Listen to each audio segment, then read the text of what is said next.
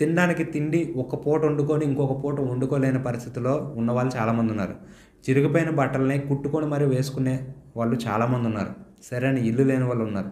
నీకు అద్దిల్లో, సొంతిల్లో ఏదో ఒకటి చిన్నిల్లో, పెద్దిల్లో ఏదో ఒకటుంది సంతోషం. నీకింతలాగా రోజు సహాయం చేసి పెడతారా మీ తల్లి, తండ్రి, మీ భార్య, ఫుడ్ పెడతారు. నిన్ను ప్రేమగా చూసుకుంటారు. వాళ్ళకెప్పుడైనా థాంక్స్ చెప్పావా?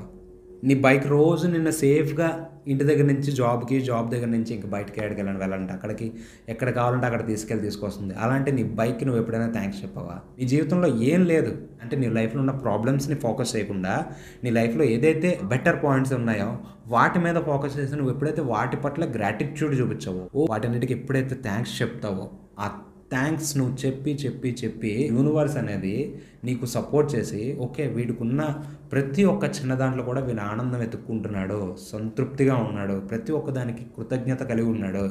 సో ఇలాంటి వాడికి మనం మరిన్ని ఇస్తే వీడు ఇంకా హ్యాపీగా ఉంటాడని చెప్పి యూనివర్స్ అనేది నీ మీద ఫోకస్ పెట్టి నీకు ఇంకొన్ని ఇవ్వడానికి రెడీ అవుతుంది. నువ్వు కావాల్సిన ప్రతి పని చేయడానికి రెడీ అవుతుంది.